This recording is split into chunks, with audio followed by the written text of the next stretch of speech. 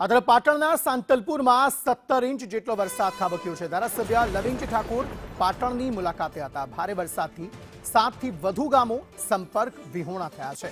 છાણસરા, પરસુંદ, નડિયા સહિતના ગામો અસરગ્રસ્ત થયા છે। વાઘપુરા, રાણીસર સહિતના ગામો પણ અસરગ્રસ્ત થયા છે। ધારાસભ્ય લવિંગ ઠાકોરે સંપર્ક વિહોણા ગામોની મુલાકાત કરી। માર્ગ બંધ થતા ગ્રામજનો મુશ્કેલીમાં મુકાયા છે।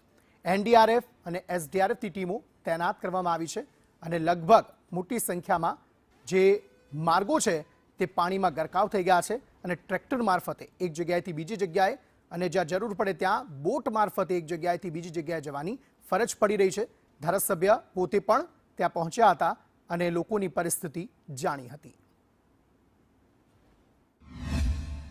ખૂબ જ અતિ ભારે વરસાદના કારણે સાંતલપુર તાલુકામાં લગભગ 17.5 થી 18% જેટલો વરસાદ મુસળધાર થયેલો।